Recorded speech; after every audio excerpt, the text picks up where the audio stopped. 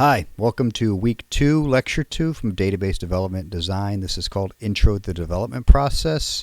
Again, this series of videos I'm making, this is all based on a supplemental material for my course I'm teaching. Some of this will be straight from lectures, straight from the slides in the class. Other, I'll add on some more detailed, more kind of real-world applications to kind of enhance the learning.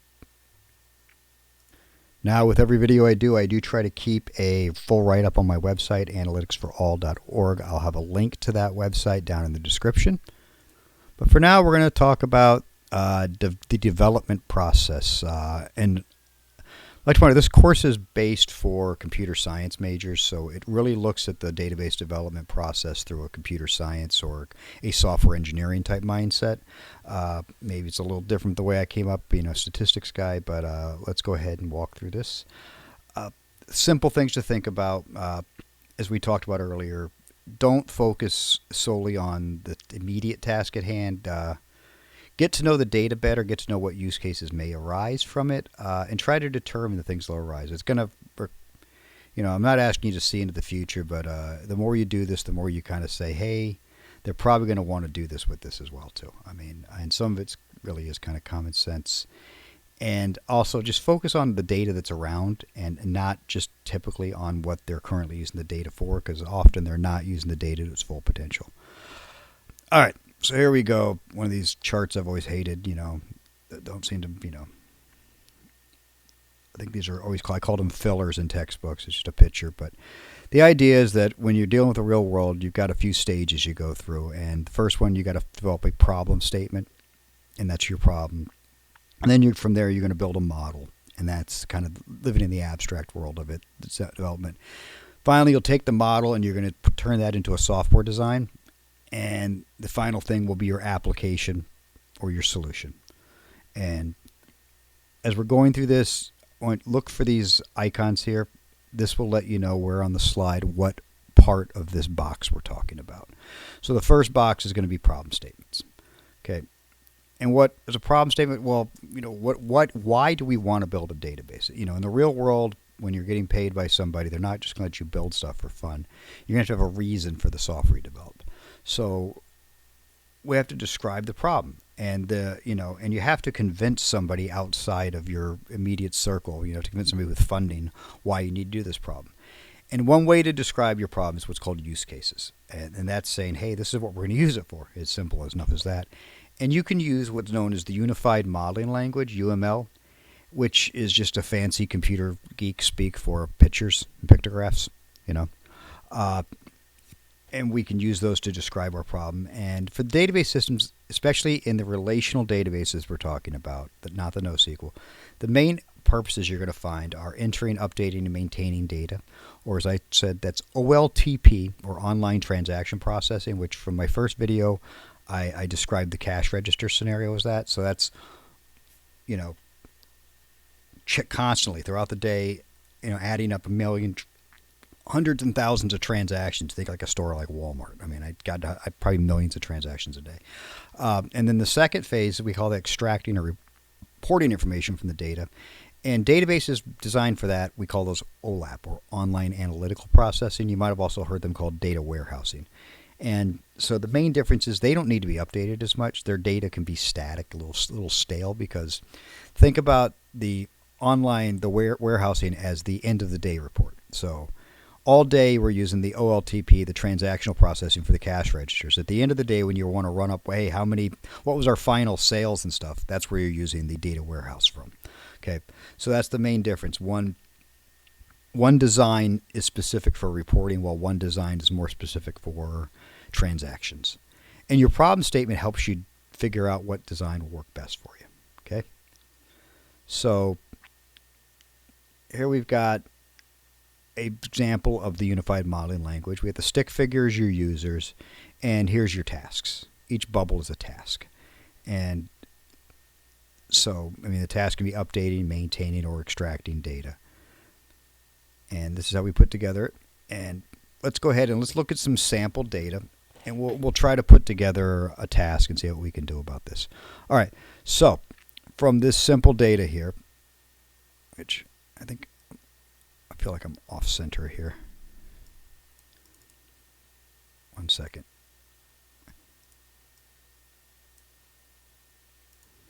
That's better. It was driving me nuts. Anyway, so here we got some sample data on plants. So we've got a couple plants, their genus, their species, their common name, and then we have some uses for them.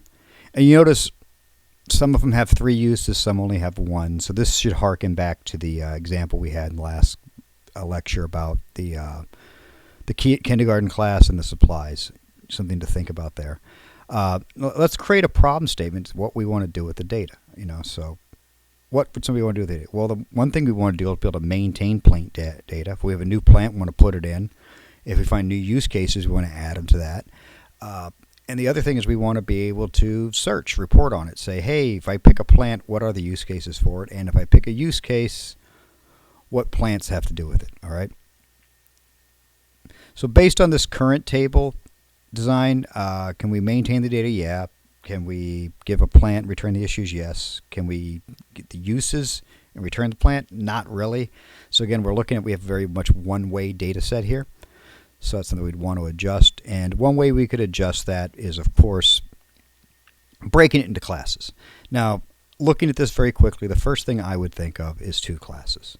The first class I would think of would be the plant information, so everything encircling this, the first 4 columns or fields. And the next one would be the uses. So these 3 columns here, okay?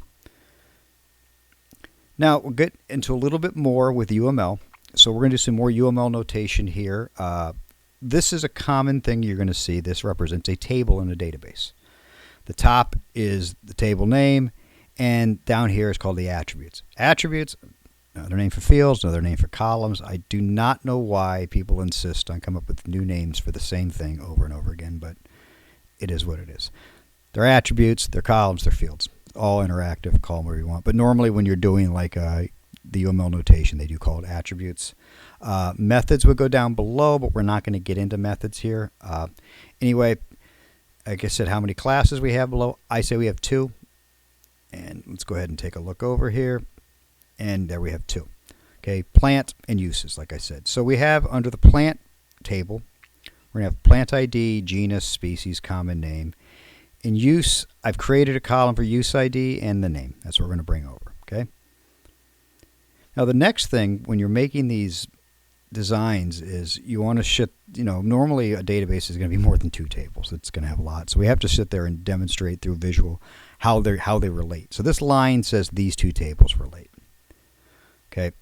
And that's what we're saying. There's a relationship between the 2 classes. This line says these 2 tables have something in common, because these uses are based on plants, and these plants would need this table to know what their uses are.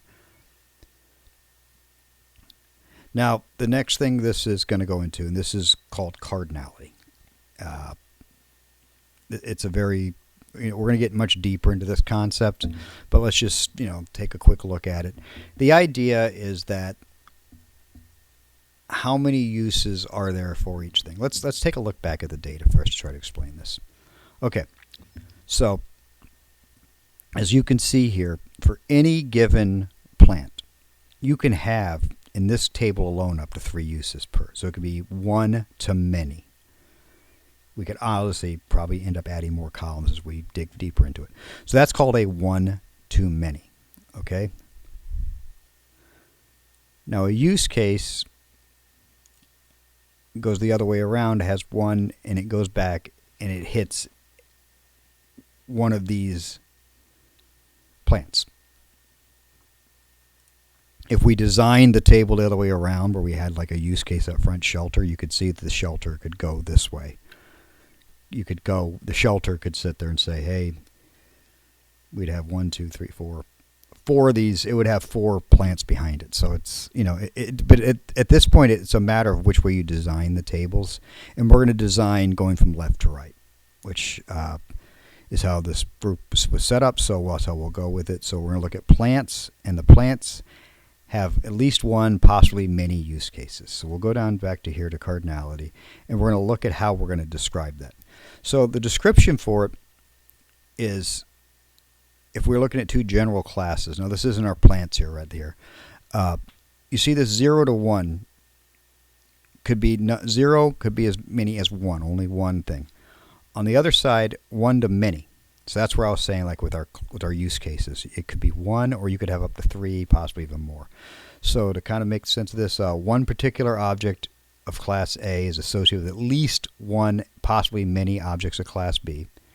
And then one particular object of class B is associated with possibly 0 and at most one object of class A. So to try to go back up here, again, we're going backwards on the design though, but if, you could have another thing in here like, you could add another element like jet fuel. Well, there's not a single plant that's going to be good for jet fuel, so it would be jet fuel uses with nothing on the left of it. That's what that's trying to describe. We'll get better examples going forward. Let's just go look next slide here, and we've got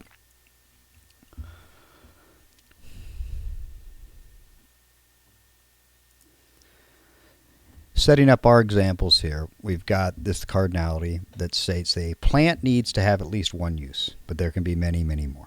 Okay, so that's where that points this direction. Can have one use, but can be used by many more.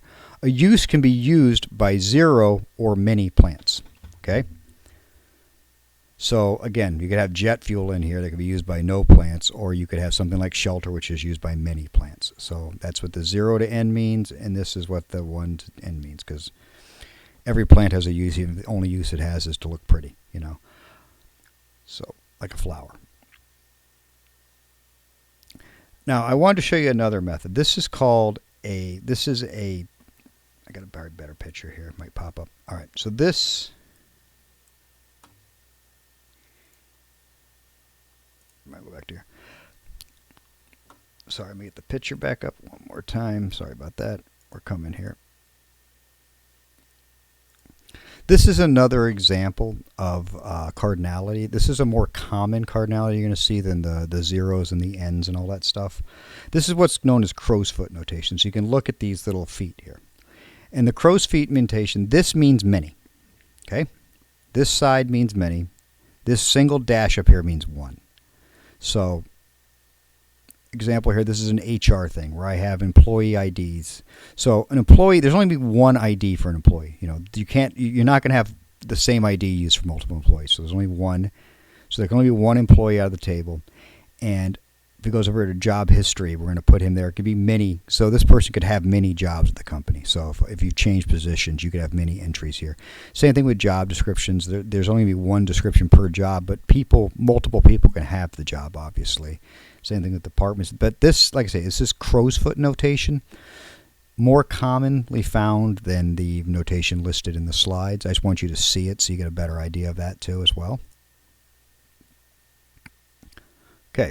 So now we've got to the point we've covered the stick figure notation, and we've covered the model, which is the class diagrams that happen here. Another word for class diagrams, again, more common phrase you're going to hear out there. You go for an interview, it's going to be called ERD, or an entity. If I could spell correctly, this would be awesome. Entity relation diagram. Okay, so that's the more common phrase you're going to hear, entity relationship diagram, or ERD. Okay, so these are the main two. We've covered these already now, and we've got to look now software design and application. The main part of the design process is going to be spent on the top two quadrants, because you're going to be iterating back and forth. You're going to come back with a model solution, and you're going to show it to somebody. They go, I need to add cows now to the list, whatever it is. There's always something stupid they come in at the last minute they want to add, so always keep that in mind. You're going to iterate back and forth. Once you've finally developed a model that ensures and satisfies what you need, then you can move on to designing and developing it. And in the database world, that means turning your diagram